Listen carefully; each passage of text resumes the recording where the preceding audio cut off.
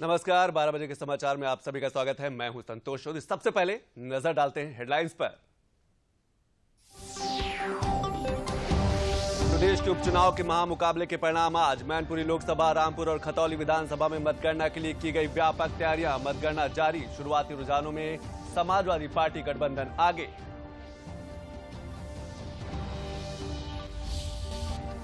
गुजरात और हिमाचल प्रदेश के लिए भी आज मतगणना जारी। गुजरात की 182 और हिमाचल प्रदेश की 68 सीटों पर हुआ था मतदान। भाजपा को गुजरात में मिल रही है बड़ी बढ़त। हिमाचल में कांटे का मुकाबला।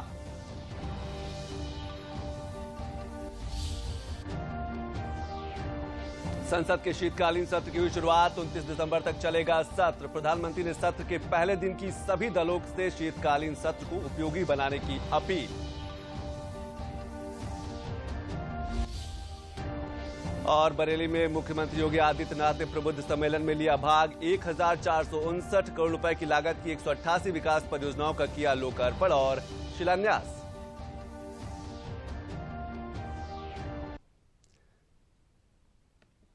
तो चलिए खबरों पर विस्तार से नजर डालते हैं और सबसे पहले बात करते हैं चुनावों की। मैनपुरी लोकसभा उपचुनाव की मतगणना सुबह 8 बजे शुरू हो गई है और समाजवादी पार्टी की डिंपल यादव भारतीय जनता पार्टी के रघुराज सिंह शाक्य से आगे हैं। मतगणना के लिए भारी सुरक्षा व्यवस्था की गई है। बिना पास के किसी को गेट के अंदर प्रवेश नहीं दिया जा रहा है। दोनों ही पार्टियों के एजेंटों को चेकिंग के बाद ही अंदर प्रवेश दिया गया है। भारतीय जनता पार्टी और समाजवादी पार्टी के समर्थकों में यहां भारी उत्साह देखा गया है।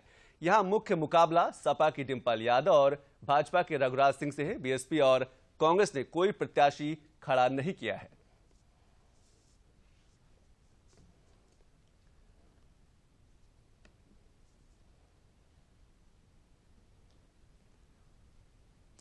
और सीधे चलते हैं मैनपुरी और बात करते हैं अपने संवाददाता आशुतोष शुक्ला से। आशुतोष, मैं सबसे पहले आपसे ये समझना चाहता हूं कि क्या जातीय समीकरण क्या दिख रहा है और क्या आपको लगता है कि सहानुभूति का जो वोट है वो उसका असर दिख रहा है, क्योंकि रुझानों की बात करें तो डिंपल यादव काफी आगे हैं। देखिए संतोष, जिस तरीके से ये यहाँ का मैनपुरी का चुनाव हुआ था, इस चुनाव को अगर हम कहें कि पूरी तरह से सहानुभूति का ये चुनाव था, पूरी तरह से एक तरह से अगर कहें तो इस क्षेत्र से जो जुड़ाव था, स्वर्गीय मुलायम सिंह यादव का उनको श्रद्धांजलि देने का चुनाव था, तो निश्चित साफ तौर पर देखा जा सकता है जातीय समीकरण जरूर प्रभावी रहे हैं। लेकिन अब अभी इस बार जो है जिस तरीके से तो ट्रेंड सामने निकल करके आया है, लगभग 1 लाख से अधिक जो है बढ़त बना चुकी है समाजवादी पार्टी की प्रत्याशी डिंपल यादव, तो निश्चित रूप से उसमें कहीं न कहीं एक चीज दिखाई देती है। लेकिन ये सवाल जरा मौजूद तब भी है संतोष। हमारे संवाददाता है, हमारे सहयोगी हैं सुबोध मिश्रा। सुबोध, ये चुनाव कहा जा रहा है कि ये संवेदनाओं का चुनाव है, यहाँ पर श्रद्धांजलि दी गई है मुलायम सिंह यादव को, या फिर कोई राजनीतिक जनाधार की लड़ाई रही है? समाजवादी, आपको हम बात करते हैं, ये सीट 1967 के बाद लगातार समाजवादी पार्टी या उसकी विचारधारा की पार्टियां यहाँ से जीतती रही हैं। लोकदल जीता है, 84 में जरूर कांग्रेस एक बार जीती, बलराम सिंह यादव यहाँ से सांसद बने थे। उसके बाद लगातार समाजवादी पार्टी यहाँ है। तो मुलायम सिंह का यहाँ गाँव संस्कृति थी, तो यहाँ गाँव के लोगों ने उनको वोट दिया, अच्छी तरीके से श्रद्धांजलि दी। समाजवादी पार्टी जैसी जगह जीतने जा रही है। तो बिल्कुल संतोष, ये बात जिस तरीके से जब सुबह से यहाँ पर मतगणना शुरू हुई, जिस तरह से रुझान आना शुरू हुआ, उसके बाद हम साफ तौर पर कह सकते थे कि जो ट्रेंड चल रहा था। लेकिन इसमें खास तौर पर एक राजनीतिक पेश और है संतोष कि जसवंत नगर जो विधानसभा सीट है, जहाँ से शिवपाल यादव विधायक चुके हैं, उस सीट से डिंपल यादव को जबरदस्त बढ़त मिली है। अन्य 4 सीटों पर बढ़त मिली है, अकेले जसवंत नगर सीट में उनको जो है उतनी ही बढ़त दी है। तो अगर हम कहें कि जो राजनीतिक रूप से कहें कि जिस तरह से उनको किनारे करने की सपा से बात चल रही थी, जिस तरह से यादव के साथ, तो उस जो मित्रता बनी, जो घरेलू जो संकट दूर हुआ था, उसका लाभ भी डिंपल यादव को पूरी तौर पर मिल रहा है। जी मिल रहा है। आशुतोष, एक चीज और मैं आपसे समझना चाहूंगा, आपने जसवंत नगर का जिक्र किया तो इसी से जुड़ा एक सवाल है। मैनपुरी जो सीट है वो स्वर्गीय मुलायम सिंह यादव की सीट मानी जाती रही, पारंपरिक कह सकते हैं सीट, पारिवारिक सीट थी। जितनी बार भी वहां से चुनाव लड़े वो जीते। लेकिन इस उपचुनाव के लिए पूरा जो यादव परिवार हम कह सकते हैं, अखिलेश यादव, डिंपल यादव और शिवपाल, सब जिस तरीके से सिर्फ एक उपचुनाव में उन्होंने जिस तरीके से पसीना बहाया है, क्या आपको लगता है कि आने वाला जो सफर है, जो आने वाली सियासत की डगर है, वो बहुत कठिन होने वाली है? देखिए संतोष, ऐसा नहीं कह सकते कि सियासत की डगर कहीं कठिन हो जाएगी, लेकिन जो भविष्य के जो है इम्तिहान होते हैं, अगर उसमें आप फेल हो चुके हैं तो पीछे के इम्तिहानों में तो आपको आगे एक एक लड़ाई जो है चुन चुन करके चलनी पड़ेगी। जिस तरह से आजमगढ़ और रामपुर की लोकसभा के उपचुनाव में समाजवादी पार्टी मीठी खाई थी, वह भी उनके घर की पार्टी मीठी खाई थी, वह भी उनके घर की ही सीट मानिए कि आजमगढ़ से मुलायम सिंह यादव भी और अखिलेश यादव दोनों लोग सांसद हुए थे। उसके बाद रामपुर जो है एक गढ़ के तौर पर देखा जाता था समाजवादियों का, लेकिन दोनों जगह भारतीय जनता पार्टी ने सफलता पाई थी। और ऐसे में जब घर में अपने चुनाव लड़ रहे थे और घर का प्रत्याशी ही चुनाव लड़ रहा था, कुनबा इकट्ठा करके जिस तरह से उन्होंने मेहनत की उसका रिजल्ट भी सामने दिखाई दे रहा है। लेकिन अगर इसमें कहीं न कहीं कोई अगर विभ्रम की स्थिति होती या तनाव होता, अगर इस तरह साथ न आते, तो निश्चित रूप से भारतीय जनता पार्टी अपना मजबूत दांव खेलने में यहाँ पीछे नहीं रहती। उसने भी अपना जनाधार बनाया है, पीछे है जरूर है, लेकिन जो है एक मजबूत जनाधार के साथ उसने भी यहाँ पर अपनी पैठ बनाई है। संतोष, आशुतोष, क्या कहा जा सकता है, जहां हम शिवपाल का जिक्र कर रहे हैं, जसवंत नगर विधानसभा सीट का जिक्र कर रहे हैं, जिसमें आपने बताया कि डिंपल यादव बहुत अलग अलग गांवों से, अलग अलग क्षेत्रों से काफी आगे हैं। क्या शिवपाल की जो दोस्ती है वो काम आई है? क्या अब आने वाले दिनों में समाजवादी पार्टी में जिस बिखराव का हमने देखा है, कई बार शिवपाल अलग हुए, अखिलेश यादव अलग हुए, क्या शिवपाल का कद बढ़ेगा आने वाले समय में? निश्चित रूप से मैंने आपसे पहले भी बताया कि जिस तरीके से 4 विधानसभा सीटें जो जिनकी मतगणना का काम जो है मैनपुरी में चल रहा है और जसवंत नगर विधानसभा की मतगणना का काम इटावा में चल रहा है, जिस तरह से जसवंत नगर सीट से जो रिजल्ट आ रहा है वो इन 4 विधानसभाओं के बराबर है। एक विधानसभा ही पूरी तौर पर इनको लीड जो है दे रही है, उतना लीड दे रही है जितना मैनपुरी की 4 विधानसभाएं दे रही हैं। दोनों मिलाकर के बढ़त बहुत बड़ी हो जाती है। जो दोनों लोगों के संबंध जुड़े, दोनों ने मनमुटाव दूर करके चुनाव में अपने अपने तरीके से प्रचार किया, उसका सीधा लाभ डिंपल यादव को मिल रहा है। नहीं तो यही लाभ नुकसान में अगर तब्दील होता, अगर मनमुटाव ही चलता रहता, तो निश्चित रूप से ये लाभ भी न होता, ऊपर से नुकसान और भी होता। तो कहीं न कहीं जो है शिवपाल यादव का जो है पार्टी में और परिवार में कद बढ़ा है। अब इसका लाभ क्या अखिलेश यादव या इनाम उनको क्या देते हैं, जैसे कि चर्चाएं भी चल रही हैं कि उन्हें नेता प्रतिपक्ष भी बनाया जा सकता है। तो अब अगर ऐसा होता है तो निश्चित रूप से शिवपाल यादव ने इस चुनाव में अखिलेश यादव के लिए वह काम जरूर किया है कि जिसका इनाम पाने का वो हकदार हैं। अगर प्रतिष्ठा की बात करें तो परिवार की प्रतिष्ठा की बात करें या फिर पार्टी की प्रतिष्ठा की बात करें, क्योंकि मैनपुरी जो सीट से लगी हुई थी, क्या आपको लगता है रुझानों के आधार पर काफी कुछ बचती हुई नजर आ रही है? बिल्कुल संतोष, काफी कुछ इसमें हम कहेंगे कि बढ़त समाजवादी पार्टी ने अपनी इन सीटों पर बनाई है। जिस तरीके से 3 सीटें थी यहाँ पर, रामपुर मैनपुरी की जो है लोकसभा थी, रामपुर और खतौली 2 सीटें जो है वो विधानसभा की थी। अगर मैनपुरी और रामपुर रिटेन करती है भारतीय समाजवादी पार्टी, केवल भारतीय जनता पार्टी के पक्ष में खतौली की सीट थी, तो खतौली में ही भाजपा को नफा नुकसान की स्थिति दिखाई देती है। मैनपुरी और रामपुर जो है वो ऐसी स्थितियां हैं कि यहाँ पर पहले से भी जो है समाजवादी पार्टी थी, अगर उसको रिटेन करती है तो इनके नफा नुकसान की बात नहीं कही जा सकती। लेकिन खतौली में जिस तरीके से गठबंधन के उम्मीदवार ने बढ़त बनाई है, उसको लेकर के कहा जा सकता है कि भाजपा को जो है 1 सीट का नुकसान, अगर यही ट्रेंड रहा तो हो सकता है। संतोष, आशुतोष, अगर हम रामपुर की बात करें तो रामपुर का जब भी जिक्र आता है, आप वैसे मैनपुरी में, लेकिन रामपुर से जुड़ा एक सवाल आपसे मैं जरूर करना चाहूंगा, क्योंकि आप कई बार जा चुके हैं और चुनाव को आपने बहुत नजदीक से देखा है। रामपुर की जब भी बात होती है तो आजम खान का जिक्र आता है, लेकिन जिस तरीके से वहां टक्कर हो रही है, क्या आपको लगता है भाजपा ने काफी गहराई से वहां पर प्रवेश किया है, काफी लोगों जनाधार काफी बड़ा मजबूत कर लिया है? देखिए बिल्कुल, अगर हम कहें तो रामपुर की जब लोकसभा का चुनाव हुआ था तो भारतीय जनता पार्टी ने वहां पर जीत दर्ज की थी। और जिस तरीके से वहां पर आरोप प्रत्यारोप के दौर चले, आजम खान जो वहाँ के ही एक सर्वमान्य नेता थे, साथ में समाजवादी पार्टी में भी एक बड़ा कद रखते थे। जिस तरह से उन्होंने हर गली गली में रो करके प्रचार किया, अपने तमाम सारे दुख और अपनी तमाम पीड़ा को जाहिर किया, लोगों को साथ लेकर के बात कही और कहा कि हमारे साथ जो अत्याचार सरकार कर रही है, कहीं न कहीं इसका भी प्रभाव हो सकता है कि उनके समर्थकों के बीच में रहा होगा। उसके बाद कहीं न कहीं निर्वाचन आयोग को लेकर के भी वहाँ पर तमाम सारी चर्चाएं हुई, तमाम आरोप प्रत्यारोप के दौर चले। तो ऐसी स्थिति में समाजवादी पार्टी अगर वहाँ मुकाबले में है तो कहा जा सकता है कि समाजवादी पार्टी का तो वो मजबूत गढ़ था ही, लेकिन भारतीय जनता पार्टी जिस तरह से टक्कर दे रही है, चाहे वो रामपुर हो और चाहे मैनपुरी हो, ये साफ तौर पर कहा जा सकता है कि जो भी परिस्थितियां हैं वो भारतीय जनता पार्टी के एक मजबूत जगह बनाने में कहीं न कहीं जो है सकारात्मक रूप से रही हैं। बिल्कुल सही कह रहे हैं आशुतोष आप। अगर हम रामपुर की बात करें या फिर हम मुजफ्फरपुर नगर की बात करें, यहाँ पर भाजपा ने कड़ी टक्कर भी दी और अपनी जगह भी बने और धीरे धीरे भाजपा को जो जनाधार है वो बढ़ता जा रहा है। बहुत बहुत शुक्रिया आशुतोष इस सभी जानकारी के लिए। अब बात करेंगे रामपुर की, क्योंकि रामपुर में अभी जो जानकारी निकल के आ रही है, पहले ये था कि समाजवादी पार्टी काफी आगे बढ़त बना चुकी है, लेकिन अब समाजवादी पार्टी के जो असीम रजा हैं वो 4000 वोटों से पीछे चल रहे हैं। तो भाजपा है, भारतीय जनता पार्टी जो है वो काफी तेजी से आगे बढ़ी है। काफी रुझानों में शुरुआती दौर में समाजवादी पार्टी काफी आगे थी, लेकिन अब भाजपा ने बढ़त बना ली। इसी विषय पर बात करेंगे, लेकिन रामपुर से जुड़ी एक और स्टोरी देखते हैं। रामपुर विधानसभा 37 उपचुनाव की मतगणना 14 टेबल पर शुरू हो गई है। एडीजी जोन बरेली राजकुमार ने कहा कि बीएसएफ पैरामिलिट्री फोर्स के जवान कड़ी निगरानी कर रहे हैं और कड़ी सुरक्षा के बीच मतगणना शांतिपूर्ण तरीके से कराई जा रही है और रुझान भी लगातार हमारे आपके सामने आते जा रहे हैं।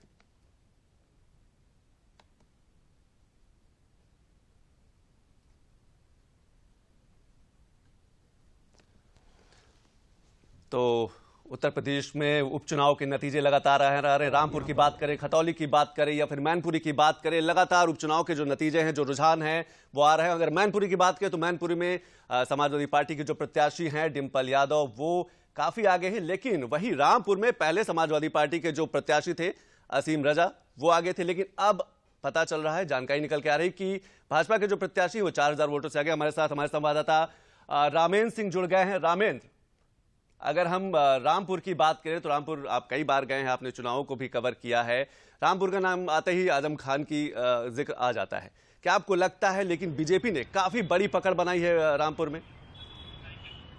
देखिए, रामपुर में जो ये चुनाव है विधानसभा का उपचुनाव है, और यह इससे पहले का जो चुनाव था वो रामपुर में आजम खान के ही इर्द गिर्द है, या तो उनके विरोध में है या उनके पक्ष में है, कहीं और दूसरी जगह चुनाव नहीं जाता है। ये जो दौर है वो आजम के विरोध में चुनाव है। जब पूरी कांग्रेस का जो बड़े प्रत्याशी थे नूर बानो का जो पूरा परिवार है वो शिफ्ट हो गया है भारतीय जनता पार्टी के साथ, आकाश सक्सेना वहां चुनाव लड़ रहे हैं। तो ये जो चुनाव है बेसिकली आजम खान के परिवार के विरोध में खड़ा हुआ चुनाव है। अब ये देखना है, जैसे पिछले चुनाव में हम लोगों ने देखा कि 7 राउंड तक, यानी जो बूथ खुलते हैं 1 से लेकर के 7 राउंड तक, वो ऐसे बूथ होते हैं जहां आजम खां का दबदबा है, आजम खां का वोट बैंक है। उसके बाद ये डाउनफॉल शुरू हो जाता है। भाजपा में पिछली बार भी हम लोगों ने देखा था कि जैसे 7 राउंड के आगे बढ़ते वैसे धीरे धीरे कमजोर होती है। तो ये चुनाव अभी देखते रहना है कि क्या परिस्थितियां आगे खड़ी होंगी। अभी ये जो चुनाव है वो आजम खां के विरोध में खड़ा हुआ है। संतोष, क्या आपको लगता है, हम अगर जब रामपुर की बात कर रहे होते हैं, मैनपुरी की बात कर रहे होते हैं, खतौली की बात कर रहे हैं, ये समाजवादी पार्टी के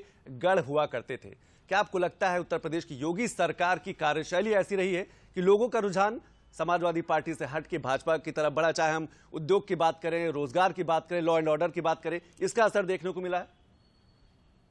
देखिए, खतौली और रामपुर, मैनपुरी तीनों जगह उद्योग से अलग हट करके कानून व्यवस्था एक बड़ा इशू था, बड़ा इशू रहा है। रामपुर में हो, चाहे खतौली में हो, चाहे मैनपुरी में हो। देखिए, अगर मैनपुरी में भी बड़ी लीड डिंपल नहीं मिलती डिंपल को, तो ये मानिएगा कि कानून व्यवस्था वहां भी बड़ा इशू है। क्योंकि जो छोटा वर्ग है वो झंडा लेकर तो नहीं चलता, लेकिन वो ऐसे लोगों को वोट नहीं देना चाहता, इसलिए वो भाजपा को वोट देते हैं। तो शायद ये परिस्थितियां अभी हैं। लेकिन संतोष, अगर राजनीति को नए ढंग से परिभाषित करो, हो सकता है कि अभी मेरी बात किसी की समझ में ना आए, डिंपल अगर चुनाव जीत के आती हैं तो ये राजनीतिक स्ट्रेटजी का पार्ट भी हो सकता है, इसलिए कि वो चुनाव भी 95,000 से मुलायम सिंह तब जीते थे जब सपा और बसपा एक साथ थी। ये चुनाव बहुत टफ चुनाव है अगर एक देखा जाए डिंपल यादव के लिए, क्योंकि अगर भविष्य को देखो वो एक पूरी स्ट्रेटजी तैयार करती हैं, सभी पार्टियां तैयार करती हैं। अगर मैनपुरी का चुनाव डिंपल हारती तो शायद कांग्रेस के उद्भव का समय होता। अगर डिंपल यहां से चुनाव जीतती है तो कांग्रेस वही खड़ी रहेगी जहां खड़ी है,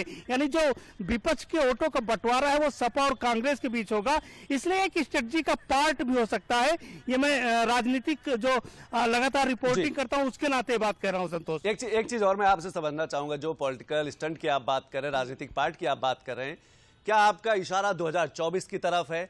क्योंकि समाजवादी पार्टी ये चाहेगी कि 2024 में मजबूती से लड़े, वहीं पर भाजपा के लिए 2024 एक बड़ा संदेश देने का भी प्रयास होगा, ये तीनों सीटें जीत के, चाहे मैनपुरी की बात करें, चाहे खतौली की बात करें या फिर हम रामपुर की बात करें। देखिए, भाजपा के लिए भी 2024 एक बड़ी चुनौती। उत्तर प्रदेश में 80 लोकसभा सीटें हैं और जाहिर है कि उनको जीत करके जाना, जैसे पिछली बार जीत कर गई थी, इससे पहले जीत कर गई थी, यानी जो दिल्ली का रास्ता उत्तर प्रदेश खुलता है, इसलिए उत्तर प्रदेश महत्वपूर्ण है। तो अगर उत्तर प्रदेश के लिहाज से देखें तो समाजवादी और कांग्रेस जब दोनों बराबर चुनाव लड़ती हैं तो भाजपा के लिए एक रास्ता, सुलभ अवसर प्रदान होता है कि वो रास्ते, जीत के रास्ते से दिल्ली की तरफ बढ़ जाए। तो वो अवसर मिलेगा अगर डिंपल मैनपुरी से चुनाव जीत कर आती हैं। अगर नहीं आती हैं तो शायद जो मुस्लिम मतदाता है वो शिफ्ट होगा दूसरी पार्टियों के साथ, तो एक बड़ी चुनौती होगी। तो भाजपा भी अपनी रणनीतिक लड़ाई लड़ रही, एक लोकसभा सीट से उसका कोई नफा या नुकसान नहीं हो रहा है, क्योंकि लोकसभा में ऑलरेडी बहुमत में सरकार है, तो उसको लेकर के कोई उसको चिंता नहीं है। लेकिन भविष्य की चिंता है, तो भविष्य की चिंता के साथ ये राजनीतिक चीज हो सकती है, ये संभावना हम व्यक्त कर रहे हैं। संतोष, एक सवाल मैं आपसे भी समझना चाहूंगा। मैंने अपने संवाददाता आशुतोष शुक्ला से भी वो सवाल पूछा था, आपसे भी मैं समझना चाहूंगा कि एक उपचुनाव के लिए अखिलेश यादव, शिवपाल यादव, डिंपल यादव, यानी कि पूरा परिवार एक उपचुनाव को जीतने के लिए लग जाता है। अगर इसको 2024 से हम जोड़ के देखें तो क्या आपको लगता है कि आगे का जो सफर होगा वो काफी मुश्किल भरा होने वाला है, जब पूरे प्रदेश में चुनाव की बात होगी? संतोष, ये हमारे आपके लिए उपचुनाव है। समाजवादी पार्टी जो यादव परिवार है उसके लिए करो या मरो का सवाल है। अगर डिंपल चुनाव हार जाती है, प्रतिष्ठा का सवाल तो किस मुंह से अखिलेश यादव कहेंगे कि हम आपको टिकट देंगे, चुनाव जिता देंगे? तो ये उनकी प्रतिष्ठा का और उनकी पूरे राजनीतिक करियर का सवाल है। अगर डिंपल को चुनाव नहीं जिता सकते हैं तो समाजवादी पार्टी का पराभव इसी जगह से शुरू हो जाएगा। इसलिए उनके लिए बहुत महत्वपूर्ण है, हमारे आपके लिए उपचुनाव उतना महत्वपूर्ण नहीं है। संतोष, रामेन जी, एक चीज और अभी जानकारी निकल के आई है कि डिंपल यादव जो है 1 लाख से अधिक वोटों से आगे चल रही हैं। कैसे देखते हैं, क्या आपको लग रहा है कि प्रतिष्ठा बचने की कगार पे अगर रुझानों की बात करें, क्योंकि 1 लाख बड़ा लीड होता है? देखिए संतोष, राजनीति में बहुत कुछ दिखता है और बहुत कुछ नहीं दिखता है। ये नहीं दिखने वाली चीजें हैं जो दिख रही हैं आपको कि 1 लाख वोट से डिंपल चुनाव में लीड कर रही हैं। हालांकि ये समाजवादी पार्टी ने वहां बहुत काम किया है चुनाव को लेकर के। जिस तरीके से दलितों को तोड़ने के लिए उन्होंने काम किया, क्योंकि मुलायम सिंह जब चुनाव लड़ रहे थे तो सपा और बसपा का गठबंधन था, तो वो लीपोल उनको पता थे, कहाँ पैसे से वोट खरीदा जाएगा, कहाँ ताकत का इस्तेमाल होगा, कहाँ रिश्तों का इस्तेमाल किया जाएगा। तो समाजवादी पार्टी ने वो सारा कुछ किया है। लीड उसकी भी है, लेकिन जो राजनीतिक दीर्घकालिक सोच है, ये जीत उसकी भी है, जिससे रास्ते निकलते आगे भविष्य के दिख रहे हैं। संतोष, बिल्कुल सही आप कह रहे हैं कि रास्ते आगे निकलते हुए दिख रहे हैं। और सियासत और अगर हम राजनीति की बात करें तो यही राजनीति, आप सही कह रहे हैं कि आप उनके लिए उपचुनाव नहीं, उनके लिए प्रतिष्ठा की सीट है, उनके लिए परिवार की प्रतिष्ठा, पार्टी की प्रतिष्ठा, दोनों की सीट। बहुत बहुत शुक्रिया रामेंद्र इस सभी जानकारी के लिए। और अब बढ़ते हैं अपनी अगली खबर की ओर, बात करते हैं मुजफ्फरनगर की। मुजफ्फरनगर के जिला प्रशासन ने खतौली विधानसभा उपचुनाव की मतगणना के लिए व्यापक तैयारियां की हैं। 17 टेबल पर मतगणना जारी है। इनमें ईवीएम के लिए 14 और पोस्टल बैलेट के लिए 3 टेबल निर्धारित की गई है। मतगणना 27 राउंड में पूरी होगी। एडीएम प्रशासन नरेंद्र बहादुर सिंह ने बताया कि मतगणना के लिए सुबह 6 बजे से सभी कर्मचारियों को बुलाया गया है। मतगणना को लेकर नवीन मंडी स्थल में बैरिकेडिंग की गई है। बिना पास के किसी को भी अंदर जाने की अनुमति नहीं है। मतगणना स्थल की प्रत्येक गतिविधि पर सीसीटीवी से नजर रखी जा रही है। प्रशासन ने चुनाव आयोग के निर्देश पर पूरी व्यवस्था को पारदर्शी बनाया है। कैंडिडेट भी सीधे मतगणना को देख सकते हैं।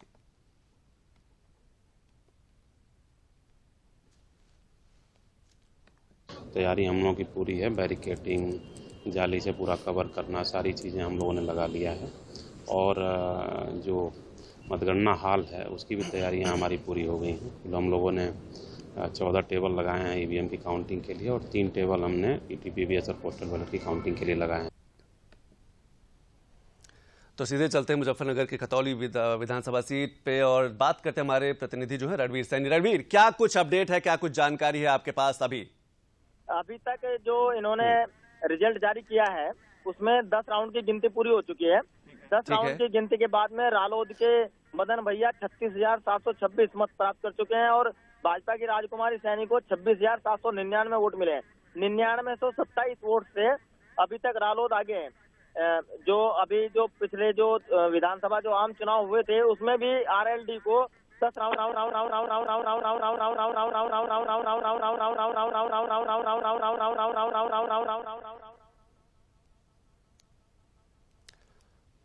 तो बढ़ते हैं आगे अपनी अगली खबर की ओर। अब बात करते हैं सिर्फ उत्तर प्रदेश में नहीं, देश भर के 6 राज्यों में उपचुनाव चल रहे हैं, जिसमें उत्तर प्रदेश में 3 जगह, जिसमें एक मैनपुरी में एक लोकसभा की बात हो रही है, खतौली, और इसके साथ साथ रामपुर, इसके साथ साथ छत्तीसगढ़ की एक सीट है, उड़ीसा की एक सीट है, बिहार की एक सीट है, और इसके साथ साथ गुजरात और हिमाचल प्रदेश में उसके भी रिजल्ट लगातार आ रहे हैं, उसके भी रुझान आ रहे हैं। लेकिन बात करते हैं गुजरात की। आज गुजरात और हिमाचल प्रदेश में भी विधानसभा चुनाव की मतगणना 8 बजे से शुरू हो गई थी। गुजरात में 182 सीट और हिमाचल की 68 विधानसभा सीटों पर आज परिणाम आएंगे। दोनों ही जगह पर भारतीय जनता पार्टी की सरकारें रही हैं। अभी तक के रुझानों की बात करें तो गुजरात में भारतीय जनता पार्टी को बड़ी जीत मिलती दिखाई पड़ रही है। रुझानों में भाजपा 150 से अधिक सीटों पर आगे चले, जबकि कांग्रेस पिछले विधानसभा चुनाव के मुकाबले भारी नुकसान पर है। यहां पर आम आदमी पार्टी ने अपनी मौजूदगी दिखाई है और आम आदमी पार्टी यहां 7 सीटों पर आगे चल रही है। वहीं हिमाचल प्रदेश में अभी रुझानों में कांग्रेस आगे चल रही है। यहां पर भाजपा और कांग्रेस के बीच कांटे का मुकाबला दिखाई पड़ रहा है।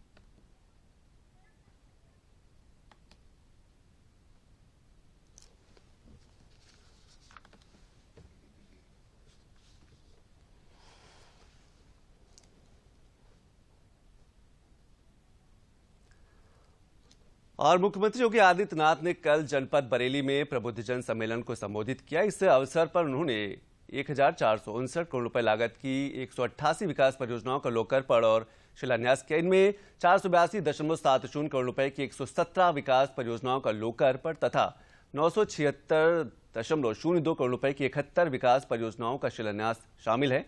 मुख्यमंत्री ने विभिन्न विभागों की प्रदर्शनी का अवलोकन करते हुए संबंधित विभागों के कार्यों की जानकारी भी प्राप्त की। मुख्यमंत्री ने कार्यक्रम को संबोधित करते हुए कहा कि डबल इंजन की सरकार प्रदेश के सर्वांगीण विकास के लिए प्रतिबद्धता के साथ कार्य कर रही है। स्थानीय निकायों को भी इसी प्रतिबद्धता के साथ कार्य करना होगा। मुख्यमंत्री ने कहा कि डबल इंजन की सरकार ने नगरीय जीवन को सरल एवं पारदर्शक बनाया है। हर सिटी में कन्वेंशन सेंटर, ऑडिटोरियम के निर्माण का प्रयास किया जा रहा है। पब्लिक ट्रांसपोर्ट सिस्टम को बेहतर किया गया है। मुख्यमंत्री ने कहा कि जनपद बरेली में प्रधानमंत्री आवास योजना ग्रामीण एवं शहरी के अंतर्गत 31,700 से अधिक गरीब लाभार्थियों को आवास की सुविधा उपलब्ध कराई गई है। जो कार्यक्रम है, एक और दिशा में सरकार का पूरा ध्यान है, तो दूसरी ओर सरकार ने अपने कार्यक्रमों को आगे बढ़ाया है और वह कार्यक्रम है कि उत्तर प्रदेश को देश की सबसे बड़ी अर्थव्यवस्था के रूप में आगे बढ़ाना है। भाइयों बहनों, आपने यहाँ पे चैम्बर ऑफ इंडस्ट्रीज के अध्यक्ष की बातों को सुना होगा। उन्होंने कैसे, किस तरीके से प्रदेश में परिवर्तन हुआ है। आज आप देख सकते हैं उत्तर प्रदेश की कानून व्यवस्था की चर्चा पूरे देश के अंदर होती है। हर व्यक्ति इस बात को मानता है। कभी दंगे होते थे, कभी कर्फ्यू लगता था। इस बरेली में 12 से 17 के बीच में आपने देखा होगा कई महीनों तक कर्फ्यू लगा रहा। लेकिन पिछले 2017 से 22 के बीच में एक भी बार बरेली के अंदर कर्फ्यू नहीं लगा है। एक भी बार आपके पर्व और त्योहारों में कोई व्यवधान डालने की दुस्साहस नहीं कर पाया है। ये बदलता हुआ उत्तर प्रदेश है। तो आज उपचुनाव का जो रिजल्ट है वो आ रहे हैं, रुझान लगातार आ रहे हैं। उत्तर प्रदेश में के 3 जगह की बात करें, चाहे विधानसभा सीट की बात करें या फिर मैनपुरी की बात करें, लेकिन इसके साथ साथ गुजरात और हिमाचल प्रदेश के भी लगातार रुझान आ रहे हैं। गुजरात में भाजपा बढ़त पे है, तो वहीं हिमाचल प्रदेश में कांग्रेस और भाजपा के बीच कड़ी टक्कर दिखाई पड़ रही है। हिमाचल प्रदेश से हमारे संवाददाता अनुज यादव जुड़े हैं। अनुज, अगर आप मुझे सुन पा रहे हो तो मैं सबसे पहले आपसे यही समझना चाहता हूं कि जो हिमाचल प्रदेश का एक ट्रेंड था कि एक बार भाजपा एक बार कांग्रेस, क्या वो ट्रेंड बदलता हुआ दिखाई दे रहा है? देखिए, हिमाचल के जनता ने लगता है कि उसी परंपरा को एक बार जारी रखा है। अभी तक के जो रुझान आ रहे हैं उसमें काफी बढ़त बनाते हुए कांग्रेस दिखाई दे रही है।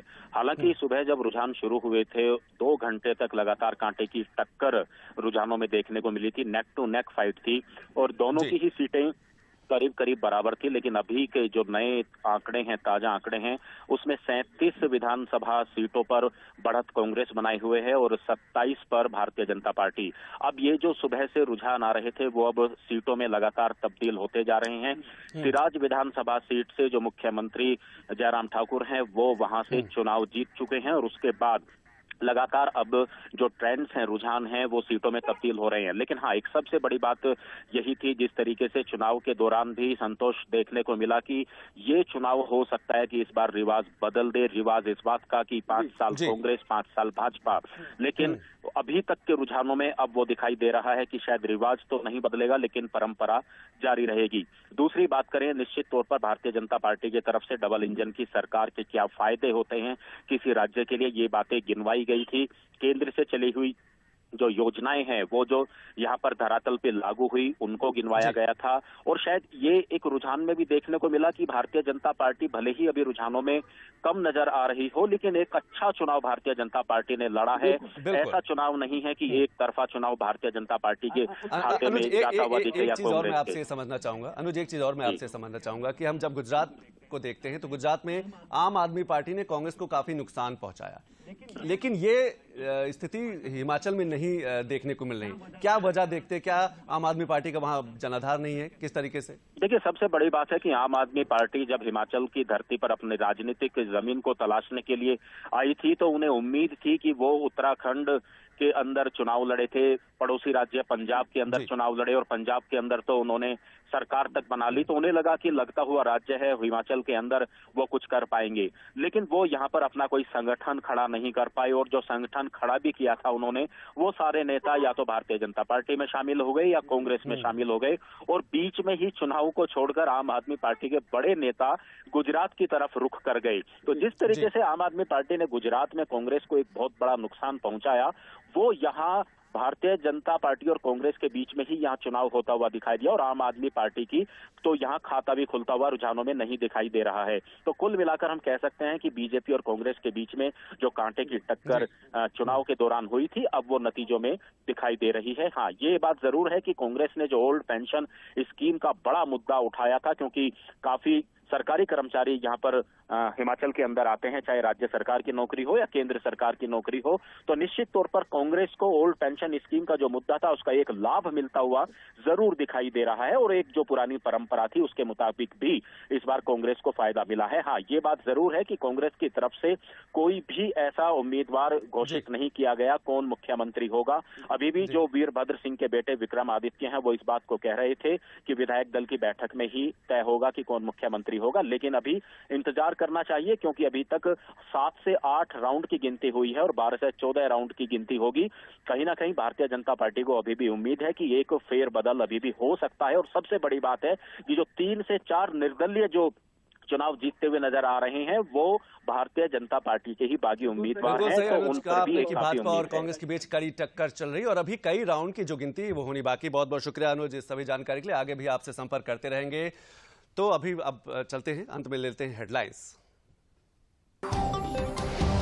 प्रदेश के उपचुनाव के महामुकाबले के परिणाम आज। मैनपुरी लोकसभा, रामपुर और खतौली विधानसभा में मतगणना के लिए की गई व्यापक तैयारियां। मतगणना जारी, शुरुआती रुझानों में समाजवादी पार्टी गठबंधन आगे।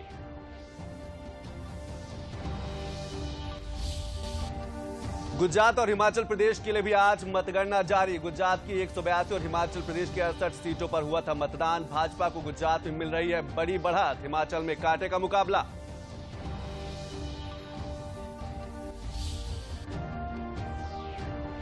संसद के शीतकालीन सत्र की हुई शुरुआत, 29 दिसंबर तक चलेगा सत्र। प्रधानमंत्री ने सत्र के पहले दिन की सभी दलों से शीतकालीन सत्र को उपयोगी बनाने की अपील।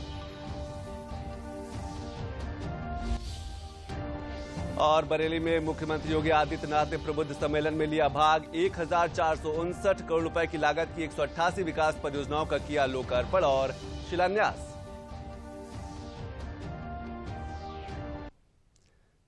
तो इन्हीं खबरों के साथ अभी बस इतना ही। नमस्कार।